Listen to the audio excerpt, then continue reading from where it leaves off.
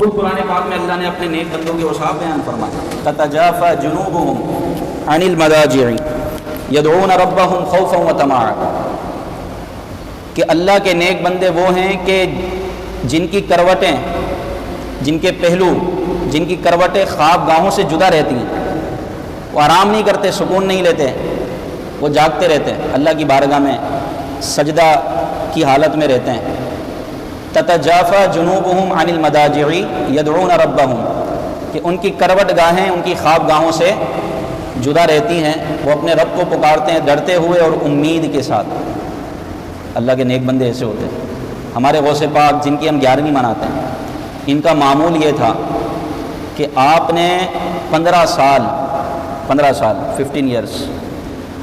سال آپ نے ایسے گزارے کہ ہر رات قرآن پاک ختم فرماتے، ہر رات قرآن پاک کو ختم کرتے۔ 40 سال ایسے گزارے حضرت محمد بن فتح ہروی، یہ اپنے دور کے بڑے ولی تھے، یہ کہتے ہیں میں 40 سال حضور غوث پاک شیخ عبد القادر جیلانی رحمۃ اللہ علیہ کی خدمت میں رہا ہوں، اور میں نے دیکھا کہ آپ 40 سال آپ نے اس طرح گزارے کہ ہر رات عشاء کے وضو سے فجر کی نماز پڑھی۔ ہم غوث پاک کے چاہنے والے ہیں تو کیا ہم اتنا بھی نہیں کر سکتے کہ ہم کم از کم عشاء کی نماز با جماعت پڑھیں اور فجر کی نماز با جماعت پڑھیں؟ ہم تو ولیوں کے ماننے والے ہیں نا، جبھی تو ہم ولیوں کی سیرت پڑھتے ہیں، سناتے ہیں عمل کرنے کے لیے، کیونکہ ہم تو اولیاء کرام کے ماننے والے ہیں۔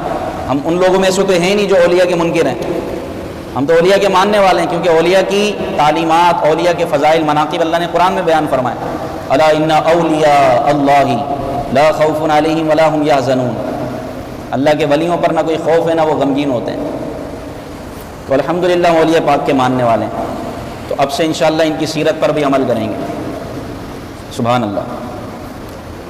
ولی کا مطلب ہوتا ہے محب، محبوب۔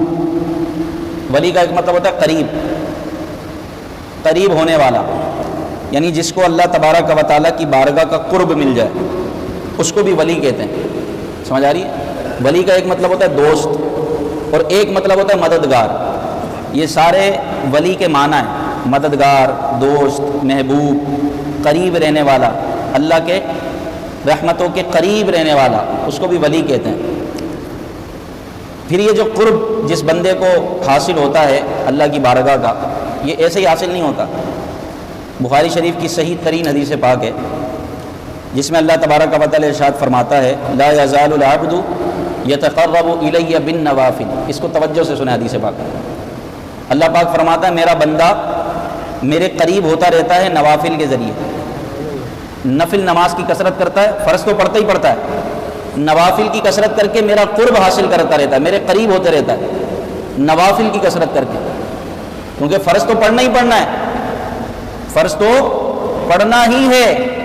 ایکسٹرا عبادت جو واجب نہیں ہے، جو فرض نہیں ہے، بندہ وہ اختیار کر کے اللہ کا قرب پا لیتا ہے، اللہ کے قریب ہوتا رہتا ہے۔ نوافل فرض یا واجب نہیں ہوتے۔ نفل میں یہ کہ پڑھیں گے تو ثواب ملے گا، نہیں پڑھیں گے تو کوئی گناہ نہیں ہے، لیکن فرض نماز، واجب نماز جیسے کہ وتر کی نماز ہے، سنت موکدہ، ان کو چھوڑنے سے گناہ ملے گا۔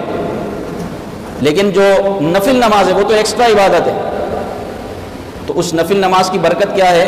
ہم جی چڑاتے ہیں نا نفل نماز سے، بعض بس سنت اور فرض اور واجب پڑھتے ہیں اور نفل نماز نہیں پڑھتے، حالانکہ نفل نماز کی کتنی اہمیت ہے۔ فرمایا کہ لا یزال العبد یتقرب الی بالنوافل، بندہ نفل کے ذریعے میرا قرب حاصل کر لیتا ہے، میرے قریب آ جاتا ہے، حتی احببتہ، یہاں تک کہ میں اس کو اپنا محبوب بنا لیتا ہوں، میں اس کو اپنا محبوب بنا لیتا ہوں۔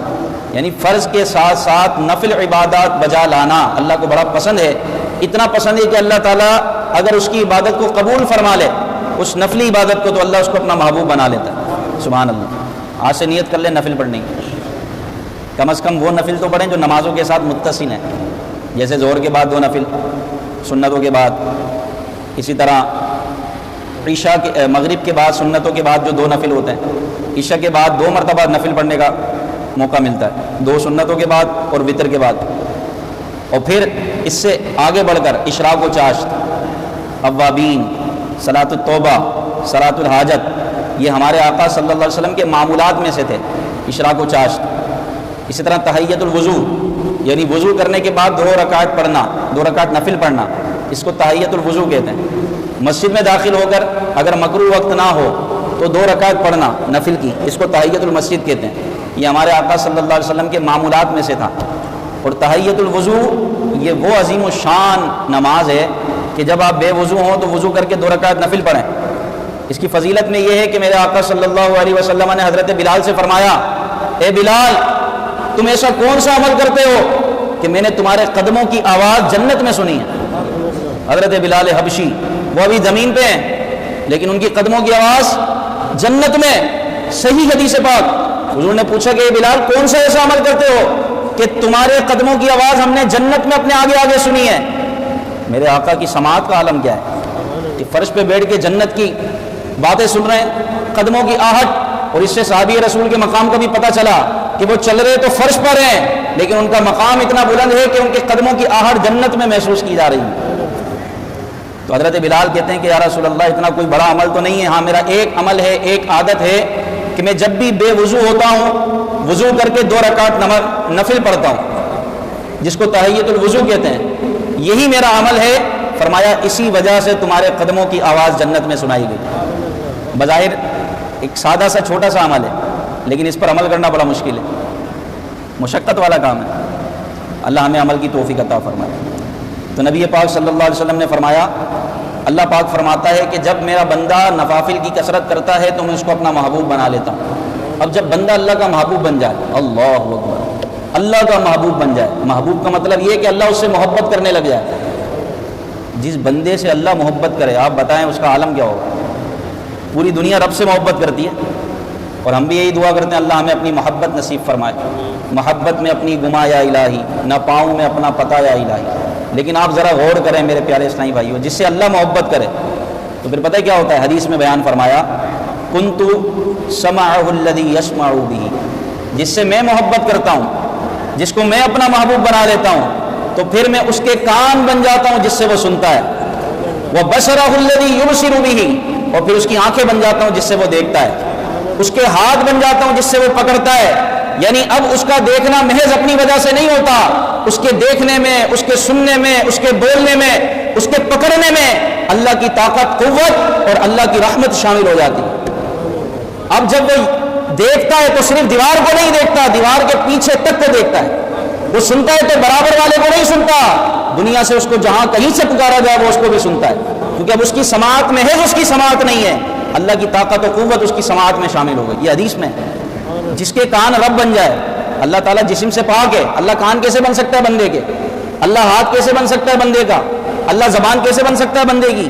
اللہ تو جسم سے ہی پاک ہے، وہ تو نور ہے۔ اس کا مطلب یہ ہے کہ اس کی قوت سماعت، قوت گویائی، قوت بصارت اتنی بڑھ جاتی ہے کہ اس کا دیکھنا، بولنا، سننا، پکڑنا یہ خود اس کا اپنا نہیں ہوتا بلکہ اللہ تعالیٰ کی رحمت اور اس کا نور اس میں شامل ہو جاتا ہے۔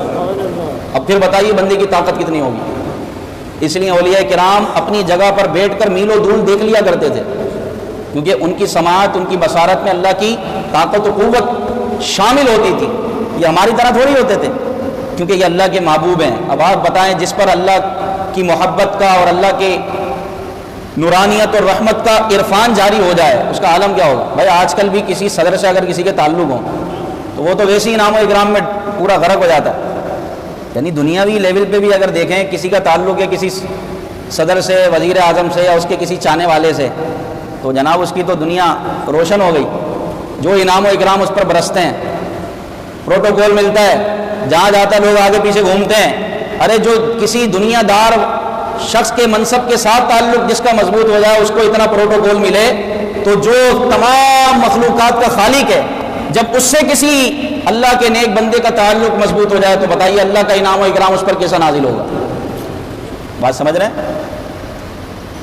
اور پھر ایک حدیث پاک، یہ مسلم شریف کی حدیث پاک کہ جب اللہ تعالیٰ اپنے کسی بندے سے محبت کرتا ہے، جب اس کو اپنا محبوب بنا لیتا ہے تو پھر جبریل امین کو بلاتا ہے اور فرماتا ہے جبریل میں فلاں بندے سے محبت کرتا ہوں، تو بھی اس سے محبت کر۔ یا اللہ میں تو اس سے محبت کرتا ہے؟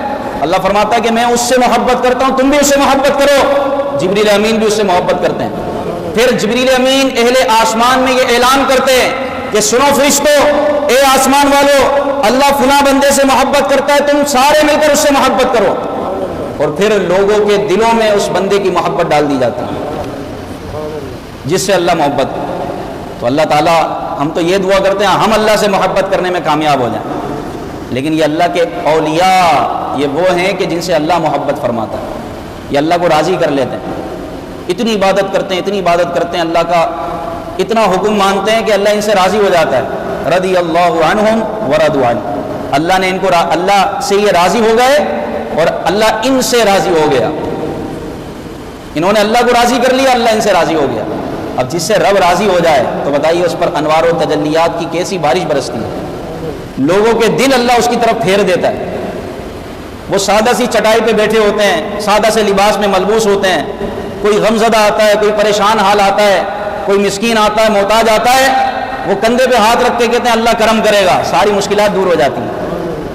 اللہ کے نیک بندے ایسے ہوتے ہیں. اللہ ہمیں نیکوں کا سایہ نصیب فرمائے، نیکوں کا ساتھ نصیب فرمائے. اس لیے اللہ نے جگہ جگہ قرآن میں فرمایا یا ایھا الذین آمنوا اتقوا اللہ وکونوا مع الصادقین، اللہ سے ڈرو اور سچوں کے ساتھ ہو جاؤ. اور ہم روزانہ دعا کرتے ہیں نماز میں اہدنا الصراط المستقیم، اے اللہ ہمیں صراط مستقیم پر چلا. کون سا ہے صراط مستقیم؟ پھر آگے اللہ نے خود ہی بیان فرمایا کہ یوں دعا کرو صراط الذین انعمت علیہم، ان لوگوں کے راستے پر چلا جن پر تو نے انعام فرمایا. جن پر تو نے کون سا صراط مستقیم؟ وہ ولیوں کا راستہ ہے، وہ اللہ کے نیک بندوں کا راستہ ہے، وہ صحابہ کا راستہ ہے، وہ اہل بیت کا راستہ ہے، وہ اولیاء کا راستہ ہے، وہ صدیقین صالحین کا راستہ ہے جن پر اللہ نے انعام فرمایا. تو ہم یہی تو دعا کرتے ہیں اللہ ہمیں ولیوں کے راستے پر چلا. ولیوں کے راستے پر بندہ جب ہی چلے گا نا جب محبت سے ان کا نام لے گا. جس کی گھٹی میں ولیوں کی محبت ہوگی جبھی تو ان کے راستے پر چلے گا، جبھی تو ان کے نقش قدم پر چلے گا. الحمدللہ ہم غوث پاک سے محبت کرتے ہیں، انشاءاللہ صراط مستقیم پر گامزن رہیں گے. ہمارے سیدی غوث پاک رحمۃ اللہ علیہ کی بڑی شان ہے، ولیوں کے سردار ہیں. آپ کے زمانے میں جتنے اولیاء کرام تھے آپ سب ولیوں کے سردار ہیں. آپ کے زمانے میں آپ رحمۃ اللہ تعالی علیہ کا نام عبد القادر ہے، آپ کے والد کا نام سید موسیٰ ہے، آپ کی والدہ فاطمہ ام الخیر ہیں. آپ رحمۃ اللہ تعالی علیہ نجیب الطرفین ہیں، یعنی آپ رحمۃ اللہ علیہ والد کی طرف سے حسنی اور والدہ کی طرف سے حسینی ہیں. نجیب الطرفین کہتے ہیں اس کو، یعنی کسی کا سید ہونا، اور سید میں بھی حسنی حسینی سید ہونا، خالصتاً حسنین کریمین کی آل سے ہونا، یہی بہت بڑی فضیلت ہے. بات آ رہی ہے سمجھ میں؟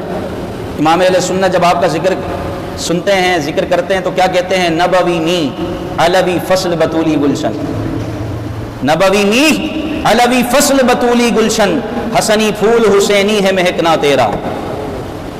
واہ کیا مرتبہ اے غوث ہے بالا تیرا، اونچے اونچوں کے سروں سے قدم آلا تیرا. کیا دبے جس پہ حمایت کا ہو پنجا تیرا، شیر کو خطرے میں لاتا نہیں کتا تیرا. نبوی نی علوی فصل بطولی گلشن، حسنی پھول حسینی ہے مہکنا تیرا. میری قسمت کی قسم کھائیں سگانے بغداد، ہند میں بھی ہوں تو دیتا رہوں تیرا تیرا. تیری سرکار میں لاتا ہے رضا اس کو شفیع، جو میرا غوث ہے اور لاڈلا بیٹا تیرا. وسیلہ پیش کرتے ہیں کہ آپ کی سرکار میں یا رسول اللہ ہم وسیلہ کن کو لاتے ہیں؟ جو آپ کے بیٹے ہیں اور جو میرے غوث پاک ہیں رحمۃ اللہ تعالی علیہ. تو آپ نجیب الطرفین ہیں اور ولیوں کے سردار ہیں. آپ کی شان سب سے زیادہ کرامت ہے، اگر کسی ولی سے صادر ہوئی ہیں تو آپ ہیں وہ سیدی غوث پاک رحمۃ اللہ تعالی علیہ. آپ کی کرامتیں بہت کثیر ہیں جن کا بیان مشکل ہے. کرامت وہ خلاف عادت کام ہوتا ہے کہ جو کسی اللہ کے نیک بندے سے صادر ہو، جو کسی ولی سے صادر ہو، اس کو کہتے ہیں کرامت. اللہ اپنے نیک ولیوں کو کرامت عطا فرماتا ہے، لیکن کرامت ولی کے لیے ضروری نہیں ہے. کرامت ولی کے لیے ضروری نہیں ہے. ولی کے لیے عالم ہونا، متقی پرہیزگار ہونا یہ شرط ہے. بات سمجھ آ رہی ہے؟ ایک بہت بڑے بزرگ تھے اور جن کی ولایت کا بڑا شہرہ تھا، بڑا ڈنکا تھا. تو ایک شخص ان کے پاس آیا اور کہا کہ مجھے آپ اپنی صحبت میں رکھ لیں. پہلے لوگ اللہ والوں کی صحبت میں رہا کرتے تھے، میں کچھ سیکھوں گا، میرا دل آخرت کی طرف مائل ہوگا، دنیا سے دور ہوں گا، اللہ کا نیک بندہ بننا چاہتا ہوں، مجھے اپنی صحبت میں رکھ لیں، مجھے اپنا ساتھ دے دیں. 20 سال تک وہ شخص اس اللہ کے ولی کی صحبت میں رہا. پھر اچانک اس نے کہا کہ حضور مجھے اجازت دیں میں واپس جاؤں، میں جو حاصل کرنے آیا تھا وہ تو مجھے ملا نہیں، وہ بھی تو میں نے دیکھا نہیں. تو ان بزرگ نے کہا کہ تو کیا چاہتا تھا؟ کہا کہ میں نے تو سنا تھا آپ بہت بڑے پہنچے ہوئے ولی ہیں اور اللہ نے آپ کو بڑی ولایت کا تاج پہنایا ہے، بڑا شہرہ سنا تھا، میں نے تو کوئی کرامت ہی نہیں دیکھی آپ کی۔ ہمارا یہ ذہن ہوتا نا وہ بھائی وہ ولی تھے بہت بڑی کرامت والے ہوں گے، حالانکہ کرامت ولی کے لیے ضروری نہیں ہے، ہاں اللہ عطا فرماتا ہے اپنے نیک بندوں کو، تو یہ تو یوں کر دے تو یوں کر دے تو غائب ہو جائے تو حاضر ہو جائے۔ لوگوں نے یہ کانسیپٹ بنایا ہے پیر کا، پیر وہ ہوتا ہے کہ جو پہنچا دے، ہاں بھائی پیر وہی ہوتا ہے جو مدینے پہنچا دے، وہی دراصل پیر ہے جو آپ کو شریعت کا پابند بنا دے، باقی جو شریعت سے دور کرے وہ پیر نہیں ہے، وہ منگل ہے۔ حقیقی پیر بننے کا مستحق ہی وہ ہے جو آپ کو نمازی بنا دے، جو آپ کو تہجد کا پابند بنا دے، آپ اپنے والدین کے نافرمان تھے تو ماں باپ کا فرما بردار بنا دے، جو آپ کی دین اور دنیا دونوں کو اچھا کرے، وہ ہوتا ہے پیر۔ بات سمجھ آ رہی ہے؟ وہی پیر ہے، باقی جو دین کے نام پر جناب معاذ اللہ اور شریعت سے متنفر کر دے تو وہ پیر نہیں ہے، وہ شیطان کا چیلا ہے، حقیقت ہے۔ تو ہمارے ذہنوں میں بعض اوقات یہ ولیوں کا کانسیپٹ ہوتا ہے، لیکن ولی کون ہوتا ہے کہ جو عالم، جس کے پاس دین کا علم ہوتا ہے اور جو شریعت کا پابند ہوتا ہے۔ تو اس نے کہا کہ میں نے کوئی کرامت ہی نہیں دیکھی آپ کی ابھی تک، 20 سال میں آپ کے پاس رہا ہوں۔ تو انہوں نے فرمایا ان بزرگ نے کہ یہ بتا کہ 20 سال تک تو میرے پاس رہا، کیا تو نے مجھے کسی ایک سنت کو ترک کرتے ہوئے دیکھا کہ میں نے کوئی ایک سنت چھوڑی ہو، میں نے کوئی ایک سنت کو ترک کیا ہو؟ کہا کہ نہیں۔ بولے اس سے بڑی کرامت اور کیا چاہیے؟ اس سے بڑی کرامت بھی کوئی ہوگی کہ بندہ شریعت کا ایسا پابند ہو کہ ایک سنت کا بھی ترک نہ کرے؟ یہی سب سے بڑی کرامت ہے، کیونکہ الاستقامت فوق الکرامہ، استقامت شریعت پر پابندی کے ساتھ، استقامت کے ساتھ زندگی بسر کرنا، یہ 1000 کرامتوں سے بڑھ کر ہے۔ یہ سب سے بڑی کرامت ہے کہ بندہ شریعت کا پابند بنے، اللہ رسول نے جو فرمایا اس سے 1 انچ بھی پیچھے نہ ہٹے، اور شریعت کے معاملے میں کسی ملامت کرنے والے کی ملامت کو نہ دیکھے، بس جو شریعت کا فیصلہ ہے وہ نافذ کرے، کسی نرمی میں نہ پڑے۔ یہ ہے اصل کرامت۔ ہم تو ارے سمجھ جائے گا ابھی تو بچہ ہے، ارے روکو بچے کو اگر غلط کام کر رہا ہے تو۔ شریعت نرمی اس معنوں میں اجازت نہیں دیتی نرمی کرنے کی کہ اگر آپ کے سامنے گناہ ہو رہا ہے اور آپ روکنے پر قادر ہیں، اب بولا خود ہی سمجھ جائے گا کوئی بات نہیں، نہیں، شریعت کہتی ہے روکو، ہاں روکنے کا انداز حکمت بھرا ہونا چاہیے، جہاں سختی کرنی ہے وہاں سختی، جہاں پیار محبت سے سمجھانا ہے وہاں پیار محبت۔ تمہارے غوث پاک رحمۃ اللہ تعالی علیہ 15 سال تک آپ کا یہ معمول رہا، آپ ایسی عبادت ریاضت کرنے والے تھے، 15 سال تک ہر رات آپ نے قرآن پاک ختم فرمایا، 40 سال تک آپ کا یہ معمول تھا کہ عشاء کے وضو سے فجر کی نماز ادا فرمائی۔ آپ فرماتے ہیں کہ میں مجاہدات کرتا رہا، بیابانوں میں داخل ہو جاتا، ویرانوں میں بلا خوف و خطر داخل ہو جاتا، مجھ پر شیطان حملہ آور ہوتے، اپنے پورے لشکروں کے ساتھ حملہ آور ہوتے، میں ان کا مقابلہ کرتا، اللہ میری مدد فرماتا، میں ان کو منتشر کر دیتا، بھگا دیتا۔ فرمایا کہ مجھ پر سختیاں اتنی بڑھ گئیں، مجھ پر آزمائش اتنی بڑھ گئیں کہ میں ان آزمائشوں کی وجہ سے، سختیوں کی وجہ سے زمین پر لیٹ جاتا اور میری زبان پر یہ آیت جاری ہو جاتی، فَإِنَّ مَعَ الْعُسْرِ يُسْرًا، إِنَّ مَعَ الْعُسْرِ يُسْرًا، بے شک ہر پریشانی کے ساتھ، ہر دشواری کے ساتھ آسانی ہے، دشواری کے ساتھ آسانی ہے۔ یہ آیت کا پڑھنا تھا کہ اللہ میری مشکلات آسان فرما دیتا۔ تو صرف آزمائشیں، پریشانیاں صرف گناہ گاروں پر نہیں آتی، نیکوں پر بھی آتی ہیں، بلکہ نیکوں پر تو زیادہ آتی ہیں کہ ان کو آزمایا جاتا ہے کہ کتنے پکے ہیں دین کے معاملے میں۔ آپ فرماتے ہیں مجھ پر اتنی آزمائشیں آئیں کہ میں زمین پر لیٹ جایا کرتا تھا۔ آپ ریاضات، عبادات، مجاہدات کے لیے آپ جنگلوں میں نکل گئے، یہ خیر ہم تو نہیں کر سکتے، لیکن ہمارے غوث پاک رحمۃ اللہ تعالی علیہ کی یہ شان تھی۔ آپ فرماتے ہیں کہ ایک مرتبہ ایک بہت بڑا بادل آیا، اس میں سے پانی کے قطرے گرنے لگے، بارش ہونے لگی، میں سخت پیاس میں تھا، میں نے چند قطرے پیے تو اس بادل میں سے آواز آئی، اے عبد القادر، میں نے تمہارے لیے جنگل کے سارے حرام جانوروں کو حلال کر دیا۔ آپ رحمۃ اللہ تعالی علیہ نے لا حول ولا قوت الا باللہ العلی العظیم پڑھا۔ آپ فرماتے ہیں کہ وہ بادل اچانک غائب ہوا، ایک دھواں نمودار ہوا اور شیطان میرے سامنے آ کھڑا ہوا۔ میں نے کہا اے ملعون، جو چیز حرام ہے وہ حلال کیسے ہو سکتی ہے؟ جس چیز کو رب نے حرام کر دیا۔ تو اس شیطان نے پھر حملہ کیا اور اس نے پھر ہیلا بھیجا، ایک جال پھینکا کہ اے عبد القادر، تمہیں تمہارے علم نے بچا لیا، تمہیں تمہارے علم نے بچا لیا، کیونکہ غوث پاک عالم تھے، ولی تھے اور علم تھا آپ کے پاس کہ اللہ نے جو چیزیں حرام کر دی وہ حلال کیسے ہو سکتی ہیں۔ تو آپ نے فوراً لاہور شریف پڑھا، شیطان سامنے آ گیا، اس نے سوچا کہ میرا یہ حملہ تو کامیاب نہیں ہوا، اس نے دوبارہ حملہ کیا، یہ کہہ کہ تمہیں تمہارے علم نے بچا لیا، کیونکہ یہ جملہ ایسا ہے کہ سامنے والے کے دل میں تکبر پیدا کر دے، ہاں میں عالم ہوں، میرا علم اتنا زیادہ ہے. بندہ جب یہ کہنا شروع کر دیتا ہے سمجھو اس دن سے اس کی ہلاکت کا دن شروع ہو گیا. من قال انا عالم فهو جاہل, جس نے تکبر میں اور اپنے آپ پر ناز اور گھمنڈ کرتے ہوئے یہ کہا میں عالم ہوں, مجھے سب پتہ ہے, فرمایا وہ جاہل ہے. کیونکہ کوئی بھی اچھا عالم اپنے آپ کو گھمنڈ اور تکبر میں نہیں کہے گا میں عالم ہوں. تکبر تو اسلام کو منع ہے. رائی کے دانے کے برابر بھی تکبر اگر دل میں ہے تو وہ جنت میں نہیں جائے گا بندہ. تکبر اپنے آپ سے نکالیں. تو بہرحال شیطان نے کہا کہ آپ کے علم نے آپ کو بچا لیا. ہمارے غوث پاک شیطان کے ہتھ کنڈوں کو سمجھتے تھے. آپ نے فرمایا ملعون یہاں سے دفع ہو جا, مجھے میرے علم نے نہیں بلکہ مجھے میرے رب کے فضل نے بچایا ہے. میرے رب کا فضل نہیں ہوتا تو میں کہیں کا نہ رہتا. ایک تاجر تھا ابو المظفر نامی, بڑا نامی گرامی تاجر تھا. ملک شام میں ایک بہت بڑی تجارت ہوا کرتی تھی. لوگ دور دراز سے تاجر آتے تھے, تجارت کرتے تھے, بڑا نفع اٹھاتے تھے. ابو المظفر یہ عقیدت مند تھا حضور سیدی غوث پاک کا. اس دور میں شیخ حماد جو حضور غوث پاک رحمۃ اللہ علیہ کے ہم عصر بزرگ عمر میں بڑے تھے, ان کے پاس گیا, کہا کہ میں ملک شام جانا چاہتا ہوں. انہوں نے استخارہ کیا اور بتایا کہ اگر تم جاؤ گے تمہیں قتل کر دیا جائے گا, تمہارا مال و اسباب لوٹ لیا جائے گا, اس سال سفر نہ کرو. کہا کہ حضور قافلہ تیار ہے, بہت دل ہے, میں جانا چاہتا ہوں. یہ واپسی آ رہا تھا, سیدی غوث پاک شیخ عبد القادر جیلانی رحمۃ اللہ علیہ پر نظر پڑی. عرض کیا حضور جانا چاہتا ہوں. آپ کا عقیدت مند تھا, محبت کرنے والا تھا. آپ نے فرمایا تم جاؤ, صحیح سلامت واپس آؤ گے, میں اس کی ضمانت دیتا ہوں. یہ ابو المظفر 700 دینار لے کر نکلا. 700 دینار کا تجارت کا سامان, اس نے وہاں 1000 دینار میں اس کو فروخت کیا, خوب نفع کمایا, اور پیسوں کی تھیلی ایک جگہ زمین میں گڑھا کھود کے حفاظت کے ساتھ رکھ دی. گھر آیا اور سو گیا. گھر آیا اور سو گیا.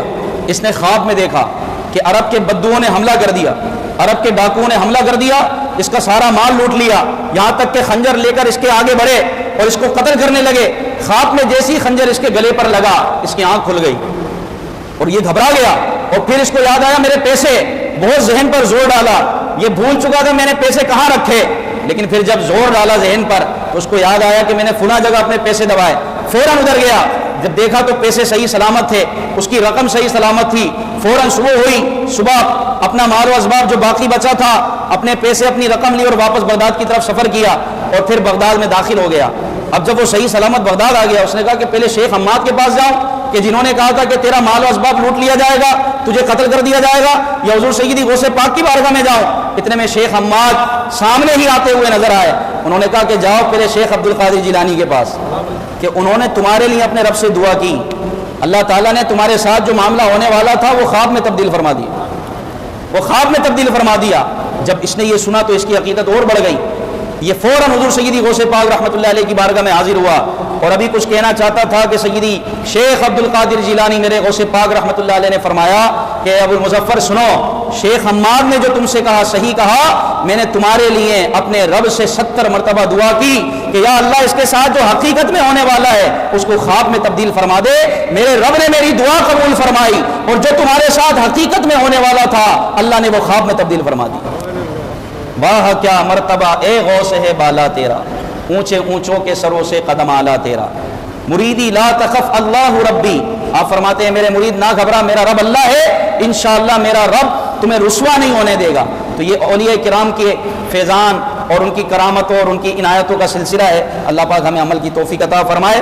اولیاء سے سچی محبت کریں, کیونکہ حدیث میں جس نے میرے کسی ولی سے دشمنی کی میں اس سے اعلان جنگ کرتا ہوں. کبھی بھی ایسے لوگوں کے پاس نہ بیٹھیے گا, نہ ان کی بات سنیے گا جو اولیاء سے دور کرنے والے ہیں, اللہ کے نیک بندوں کی صحبتوں سے دور کرنے والے ہیں اور اولیاء کے منکر ہیں, ورنہ آپ کی دنیا بھی برباد ہوگی اور آخرت بھی برباد ہو جائے گی. ہمیشہ اولیاء کا با ادب بن کے رہیں, اللہ والوں کا ادب کرتے رہیں, انشاءاللہ با ادب با نصیب, بے ادب بد نصیب. اللہ میں عمل کی توفیق عطا فرمائے.